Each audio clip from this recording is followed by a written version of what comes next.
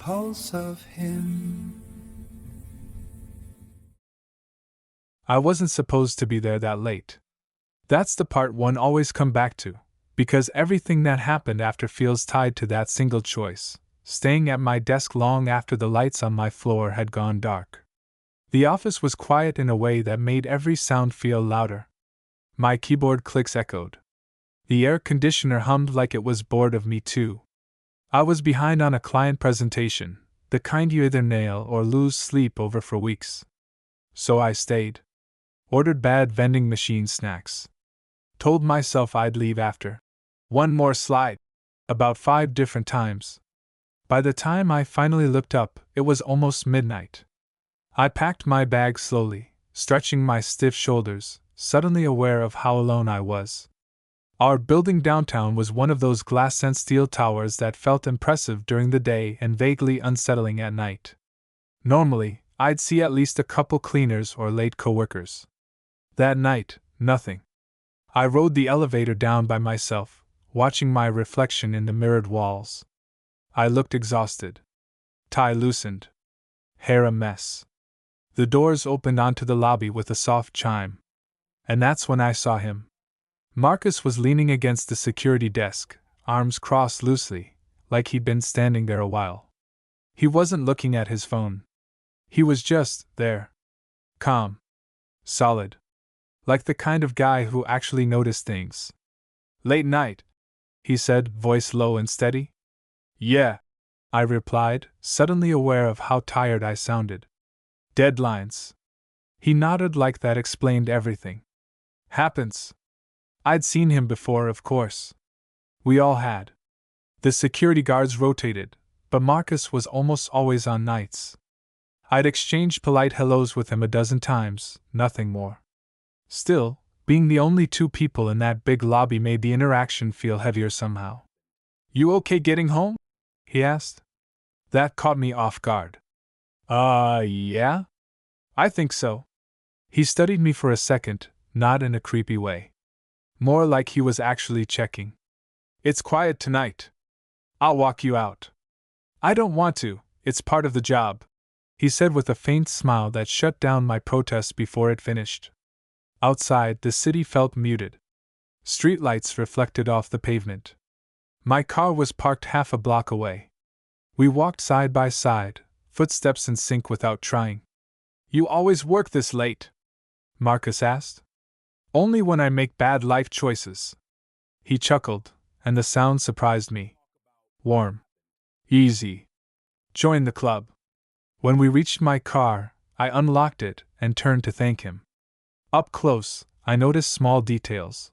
The faint lines at the corners of his eyes, the way his posture relaxed when he wasn't behind the desk. "Thanks for walking me out," I said. "Seriously. Anytime, Ethan." Hearing my name in his voice did something unexpected to my chest. I hadn't realized he knew it. I got in, drove off, and told myself that was it. But the next night, I stayed late again. And the night after that. Not because of work, if I'm honest, but because part of me started wondering if he'd be there. By the 3rd night, Marcus didn't even pretend to be surprised when I stepped into the lobby. He just smiled, the kind that felt familiar. "You're making a habit of this," he said. "Occupational hazard," I replied, then hesitated. "You ever get tired of nights?" He considered the question. "Sometimes. But nights are honest. Fewer masks." That stuck with me. As I drove home later, the city lights blurring past, I realized something quiet but undeniable had shifted. Not desire exactly. Not yet. Just the sense that being seen, really seen, by someone unexpected had cracked something open. And I didn't want it to close again. By the end of that week, staying late had stopped feeling accidental. I told myself it was about productivity, about writing a good work groove, but the truth showed up every time the elevator doors opened and I saw Marcus behind the desk. Same calm stance. Same steady eyes. It felt grounding in a way I didn't expect from someone I barely knew. We started talking more. Not big conversations, small ones that filled the quiet. Weather. Traffic. the weird echo in the lobby after hours. Once, he asked what I actually did upstairs all day, and I surprised myself by giving a real answer instead of the polished version I used at parties. "Sounds like a lot of pressure," he said after I finished. "It is," I admitted. "Most days I don't know if I'm good at it or just good at pretending." He smiled slightly. "Most people are pretending." One night, the rain came down hard and sudden. The kind that turns the city shiny and slow. Marcus didn't even ask, he just grabbed his jacket and walked me out again. We stood under the awning by my car, rain hammering the concrete a few feet away. "You don't have to keep doing this," I said, nodding toward the storm. "I know," he replied. "I don't mind." There was a pause then. Not awkward. Just full. "I'm grabbing coffee," I blurted. "Across the street. After my shift. If you—" I stopped, suddenly aware of my heart racing. "No pressure." Marcus studied my face for a long second. The rain filled the silence. "I get off in 20, he said. That coffee shop was nearly empty, lights low, a tired barista wiping the counter like she'd already checked out mentally. Marcus sat across from me, uniform jacket folded over the chair, sleeves rolled up. Without the desk between us, he felt closer. More real. He told me about his daughter, college-aged, living 2 states away. About how night shifts made visits hard. I told him things I usually kept light, how lonely my apartment felt sometimes, how silence could get loud. When we finally stood to leave, it was after midnight again. Outside, the rain had slowed to a mist. We lingered on the sidewalk, either of us in a hurry. "This was nice," I said. "It was," he agreed. "I'm glad you asked." We didn't hug. Didn't touch. Just shared a look that carried more than either of us said out loud. Driving home, the city blurred past like before, but this time it felt different. Softer. Like something had shifted into place without making a sound. I realized then that whatever was unfolding wasn't about staying late anymore. It was about the quiet permission we'd given each other, to be honest, just for a little while, in the hours when the world expected nothing from us. And that felt unexpectedly brave. The thing about routines is how quickly they stop feeling like routines at all. By the second week, Marcus and I had developed one without ever naming it. I stayed late. He walked me out. Sometimes we talked. Sometimes we didn't. The silence between us had become comfortable, like a shared language either of us rushed to translate. One night, as we stepped into the empty lobby, Marcus frowned at the dark elevator display. "Maintenance shut them down early," he said. "Happens once in a while." I blinked. "So, stairs?" He smiled, already heading for the stairwell. "Unless you want to camp out." The stairwell smelled faintly of dust and cleaning solution. Our footsteps echoed as we descended, the city lights peeking through narrow windows at each landing. Halfway down, I stopped to catch my breath, laughing a little at myself. "Out of shape," I admitted. Marcus paused a step below me. "You're doing fine." It was such a simple thing to say, but the way he said it, steady, certain, made my chest tighten. Like he meant more than the stairs. At the bottom, instead of heading straight outside, we lingered by the exit door. I could feel the question hovering between us, unspoken but present. "You ever regret night shifts?" I asked quietly. He thought about it. "Sometimes. But they gave me space to figure myself out. After my divorce, quiet helped." I nodded. "Quiet can be honest." His eyes met mine then, something open in them I hadn't seen before. "You're easy to talk to, Ethan." The way he said my name, again, felt intentional. I swallowed, suddenly aware of how close we were standing. "So are you," I said. For a moment neither of us moved. The door buzzed softly behind us, waiting. I wondered if he could hear my heartbeat. I wondered if he felt the same pull, that subtle gravity that didn't rush but didn't let go either. Outside, the night air was cool, sharp enough to wake me up. We walked slower than usual toward my car. When we stopped, Marcus hesitated. Hey, he said, voice lower. I don't want to make this weird. But if you ever want to grab dinner, not at midnight, not between shifts, I'd like that. My answer came easier than I expected. I'd like that too. Relief flickered across his face, quick and genuine. We stood there for another second, closer than before, sharing the quiet satisfaction of having finally named something. On the drive home, I realized how rare that feeling was, wanting something without fear clawing at it. No rush. No pressure. Just a slow, steady unfolding of possibility. That night, lying in bed, I didn't replay conversations or overanalyze looks. I just let the calm settle in. Whatever this was, it wasn't built on surprise or impulse. It was built on showing up, night after night, and choosing not to look away. And for the first time in a long while, that felt like more than enough. Dinner happened on a Tuesday, which somehow made it feel more intentional. Marcus picked a small place a few blocks from the building, nothing fancy, just warm lighting and mismatched chairs. He arrived a few minutes early, already seated, hands folded like he was grounding himself. When he looked up and saw me, his face softened in a way that made my shoulders drop without realizing they'd been tense. We talked easily. Not about work schedules or the building, but about music we'd worn out in our 20s, places we'd almost moved to, the versions of ourselves we'd quietly retired. He listened like he wasn't waiting for his turn to speak. I noticed that about him, how present he was. Halfway through, he smiled and said, "You're different outside the lobby." "Better or worse?" I asked. "Braver," he said. "I like it." When we left, the night was calm, the kind that makes the city feel held together instead of frayed. We stood on the sidewalk again. Apparently this was our thing, either of us rushing the goodbye. "I'm glad we did this," I said. "Me too," he replied. Then, carefully, "I know I'm older. I know my life looks established. I don't want that to make you feel boxed in." I met his eyes. "I don't feel boxed in. I feel considered." He nodded, relief flickering across his face. He didn't touch me. Not yet. The restraint felt intentional, respectful, and somehow more intimate because of it. The next few nights returned to routine, but lighter. Shared smiles. A brush of conversation.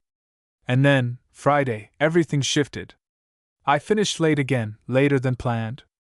The lobby was darker than usual. Marcus wasn't at the desk. "Marcus?" I called softly, surprised by the way my chest tightened. From behind the desk he stood. "Hey. Sorry. Power's been acting up. I was resetting the panel." He stepped closer, voice lowered. "Building's closing early tonight. Security policy. I'll walk you out, but there's something else." I followed him, curious. At the side door, instead of heading straight out, he stopped. "I know this sounds small," he said, choosing his words, "but I put in a request to adjust my shift. Earlier evenings. So I don't only see you when we're tired." It took a second to land. When it did, warmth spread through me, slow and steady. "You didn't have to do that," I said. "I wanted to," he replied. "That's the unexpected part, I guess." Outside, the city hummed like it always did. But the moment felt quieter, anchored. We stood there, close enough to share breath, and he finally reached out, just enough to brush my knuckles with his. It wasn't fireworks. It was better. It was a promise shaped like a choice. On the drive home, I realized the surprise wasn't grand or dramatic. It was someone rearranging his life by inches, making room. And that kind of unexpected stays with you. Marcus's new schedule didn't change everything overnight, but it changed enough to matter. Seeing him earlier in the evening felt different. The building still buzzed with life. People passed through the lobby. The magic wasn't hidden in exhaustion anymore. It was woven into the ordinary. Sometimes he'd glance up when I walked in, already smiling, like he'd been waiting without admitting it. We started stealing time instead of finding it. Short dinners. Long walks. Once, we sat in my car outside my apartment for nearly an hour because neither of us wanted the night to end yet. He talked about learning how to live alone again after years of compromise. I talked about how independence had quietly turned into isolation. You don't disappear when things get hard, he said at one point, more observation than praise. I shrugged. I learned the hard way that leaving doesn't always protect you. He nodded, eyes on the windshield, like he understood more than I'd said. The unexpected thing came a week later. I'd had a brutal day, feedback meetings stacked back to back, the kind that leaves you doubting everything. By the time I reached the lobby, my shoulders were tight, jaw clenched. Marcus noticed immediately. Come here, he said, stepping out from behind the desk. Not touching, just close. Close enough to lower his voice. You don't have to be on right now. Something in me cracked. Not dramatically. Just enough. I don't know how much longer I can do this, I admitted. He listened. Didn't interrupt. Didn't fix it. When I finished, he said, I can't solve that for you. But you don't have to carry it alone.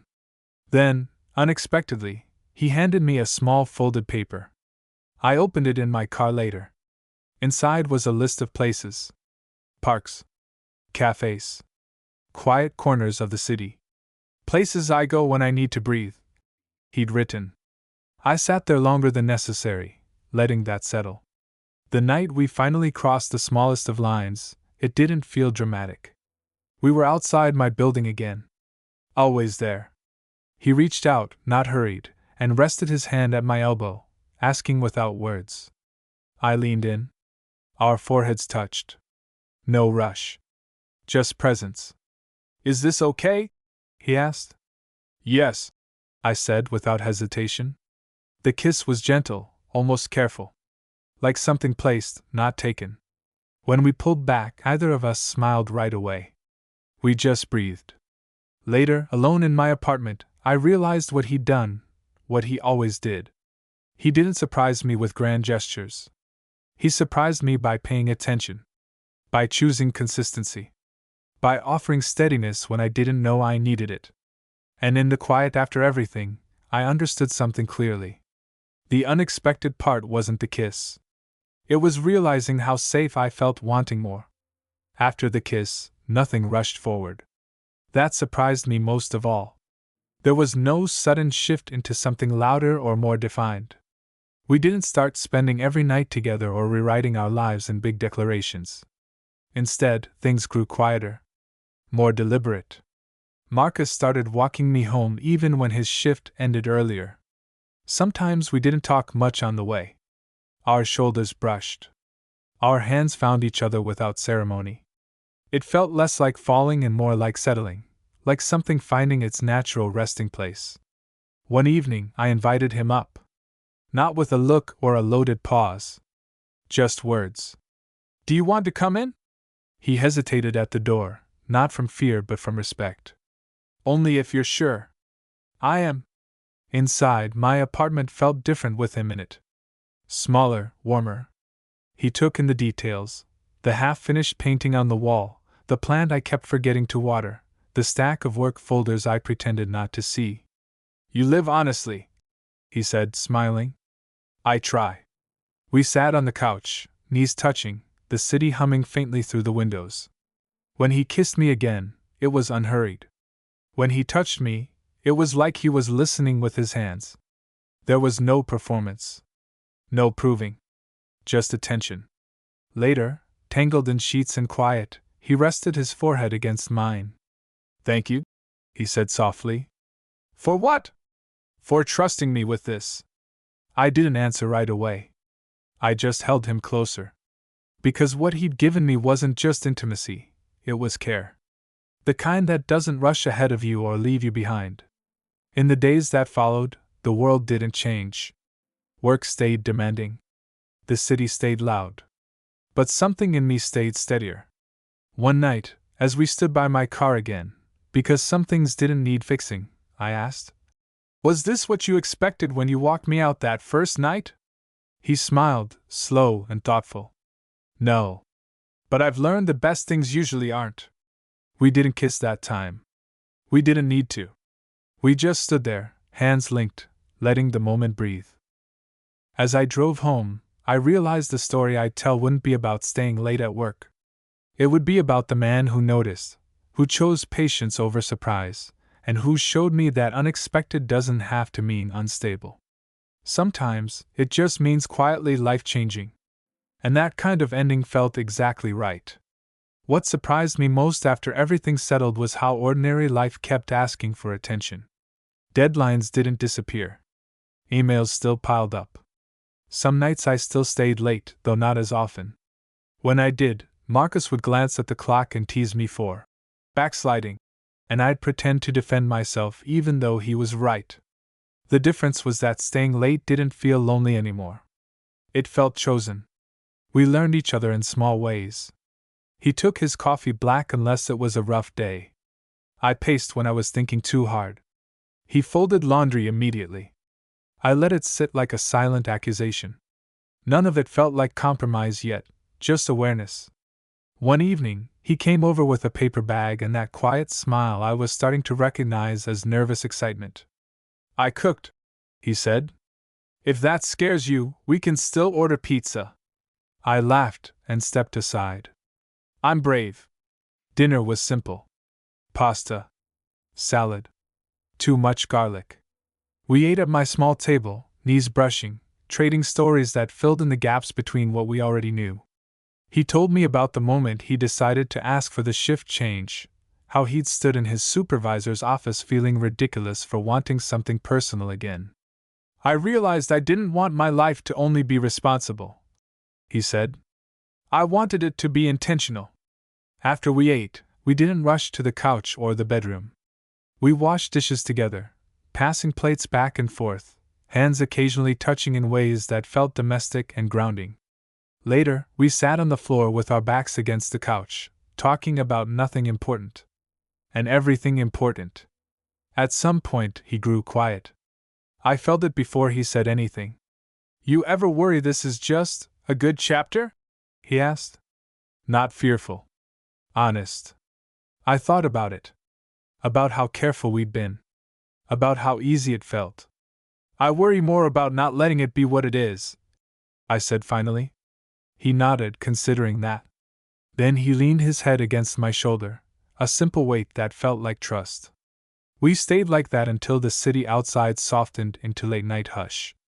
When he left, he kissed me slowly, not lingering, not pulling away too fast either. Alone again, I stood by the window for a while, watching headlights move through the dark. I didn't feel anxious. I didn't feel ahead of myself. I felt present. And I knew there was still one more piece of this story to tell, not because something was missing, but because something was choosing to stay. The thing that finally made it feel real wasn't a big moment. It was a Saturday morning. I woke up later than usual, sunlight spilling across the floor, my phone buzzing softly on the nightstand. A message from Marcus, sent 15 minutes earlier. "You awake?" I smiled before I replied. "Just now." A few seconds passed. "Good. I'm downstairs." No rush. I stood there for a moment, phone in my hand, heart doing that slow, steady thing it had learned with him. When I opened the door, he was leaning against the hallway wall, 2 paper coffee cups in hand, jacket thrown on like he debated whether he needed it. "Morning," he said. "Morning," I answered, stepping aside. Inside, we sat at the small table, steam curling up between us. No agenda. No plans. Just coffee and quiet. He watched me for a second before speaking. "I told my daughter about you." That landed gently, but firmly. "And?" I asked. He smiled. "She said it's about time you let someone in." I laughed, warmth spreading through me. "I like her already." Later, we took a walk through one of the parks on his list, the one he'd given me on that folded paper. Leaves shifted under our feet. The city felt distant, like it was giving us space on purpose. "I didn't expect this," he said, hands in his pockets. "Not from a late shift. Not from doing my job." I glanced at him. "Me neither." He stopped walking, turning toward me. Not dramatic. Just sure. I don't want this to stay a coincidence. Or a chapter we talk about later like it surprised us and then passed. I searched his face. The calm. The steadiness. The intention. So don't let it, I said. That was all it took. No speeches. No promises we couldn't keep. Just a mutual understanding settling between us. That evening, as the sun dipped low and the city lights started to blink on, we stood by my car again, one last time, I realized, before it stopped being the place where things paused and became just another spot we passed through. He pulled me into a hug this time. Full. Unhesitating. I rested my forehead against his shoulder, breathing him in. Funny, I said quietly. All this because I stayed late one night. He chuckled. You didn't just stay late. You stayed open. When I drove home later, the city looked the same as it always had. Same streets. Same lights. Same noise. But I felt different moving through it. Because sometimes the unexpected isn't loud or reckless or dramatic. Sometimes it's a man doing his job well enough to notice you. And caring enough to stay. And choosing, night after night, to walk beside you until neither of you needs the excuse anymore.